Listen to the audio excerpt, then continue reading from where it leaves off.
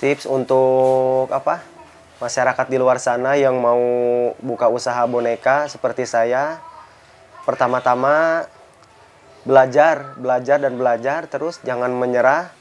Terus kalau misalnya kita produk belum laku terus diasah terus supaya produknya lebih bagus, lebih berkualitas. Kalau bisa ya seperti pabrik-pabrik besar lah, punya karyawan, punya apa. Pokoknya jangan menyerah, terus belajar, itu aja sih.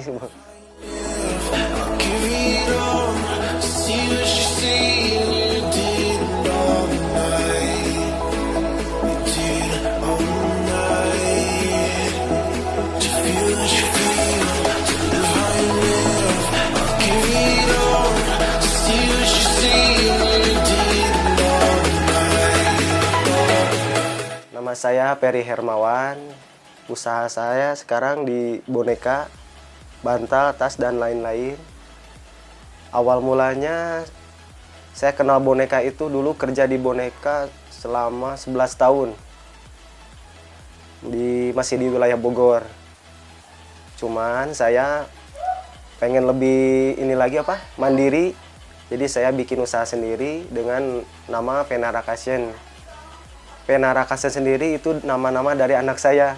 Yang pertama Femi, Nafisa, sama Rahma. Jadi Venara. Cuman karena saya keahliannya di bantal, jadi saya belakangnya kasih Fashion, tapi bantal berbentuk boneka gitu. Pertama mulai boneka dijalanin, saya waktu itu lagi kerja di proyek di Jakarta. Terus ada mahasiswi dari Tangerang, dia pengen ngelanjutin usahanya, waktu itu dibikin skripsi. Saya coba, saya ambil, saya cari tukang jahit sama cari-cari toko bahan. Nah dari situ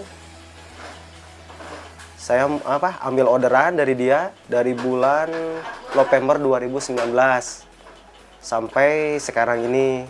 Kalau dulu masih sambilan boneka sambil kerja gitu ya. Kalau sekarang alhamdulillah boneka sendiri, jadi nggak kerja gitu. Kalau modal mungkin karena masih sedikit ya ordernya, saya paling ya modalnya lumayan lah. Tapi kadang dari bayarnya itu dia bayar DP dulu setengah. Jadi nggak terlalu berat gitu, ada DP terus pakai uang saya juga biar produksi jalan terus. Kalau pesan sih dari luar masih Jakarta lah gitu ya. Cuman dia untuk jualan online juga, untuk tokonya, untuk game juga lumayan lah. Kalau bantal sih sehari juga cukup. Kalau bikin bantal, kalau boneka biasanya 2 hari. Karena dia kan kirim gambar, kita harus tahu dulu kan, kalau gambar kan 2 dimensi. Kalau boneka kan dia 3 dimensi, ada belakang, ada depan. Nah itu butuh proses depan sama belakang itu. Cocok apa enggaknya. Misalnya ada tangannya kan kalau boneka, ada kakinya. Itu ada beberapa pola. Kalau bantal kan cuma depan belakang sama samping, cepet lah itu cuma beberapa jam. Kalau bahan boneka sih yang utama itu pertama tergantung pesanan dari bayarnya, maunya apa. Kalau misalnya kayak jenis-jenisnya, pertama dia bulu. Kalau bulu tuh kalau di istilah di Korea tuh raspur ya. Terus kalau yang kedua itu yelvo. Yelvo itu nggak ada bulunya, halus. Ada velboa, dia bulunya kaku. Kalau nailek dia buat daleman itu tipis, karena tipis dia. Nah untuk daleman sendiri dia sejenis kapas, tapi kapasnya kapas sintetis, kapas buatan, sejenis dakron.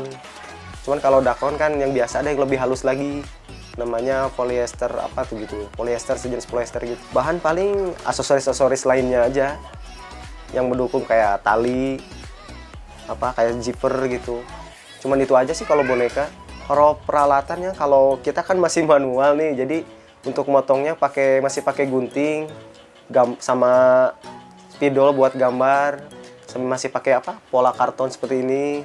Kalau untuk bikin pola gambar masih saya sendiri, tapi kalau untuk jahit sama ngisi saudara, kadang istri juga ikut. Kalau boneka sih jahitnya beda dari garmen ya, dia ada bulunya, jadi agak hati-hati kalau ngejahit itu. Jadi si bulu atas sama bawah tuh harus seimbang. Kalau enggak bentuknya nggak bagus kalau boneka. Kalau rumit paling boneka yang kecil. Kalau boneka seperti ini itu lebih rumit daripada boneka gede. Kalau ini kan ada kayak tangan gini kan kecil banget ya. Ini lebih rumit. Kalau yang besar itu lebih cepat pengerjaan produksinya. Ya, semakin kecil semakin sulit. Terus cara pemotongannya juga agak lama kalau yang kecil. Kalau bantal sih saya pertama bikin pelusi ya. Pelusi itu bantal peluk gitu. Ada ukuran kecil sampai besar. Kalau yang kedua itu bantal duduk. Bantal duduk itu playmat kayak buat bayi gitu kan. Ada busanya, ada yang isinya styrofoam. Itu lebih gampang pengerjaannya. Selain bantal, saya bikin tas juga buat ukuran anak TK. Nah, ini sejenis bahan Yelvo, lebih halus. Buat anak 3 tahun ke atas juga aman, karena nggak ada bulunya. Untuk harga lah bisa ini. Kalau pemesanan, kita mungkin kalau by WA bisa dari teman, kadang dari Facebook juga, dia minta nomor WA, minta COD, kadang dia kirim. Terus kalau misalnya online kayak Shopee, Tokopedia, Bukalapak juga buka.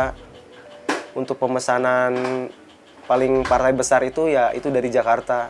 Sebelum corona, boneka itu lumayan ya omsetnya. Dari 3 bulan aja nyampe 45 juta. Kalau sekarang 3 bulan itu. Jadi 1 bulannya 15 lah ya. Semenjak ya COVID ini pendapatan menurun, malahan orderan susah.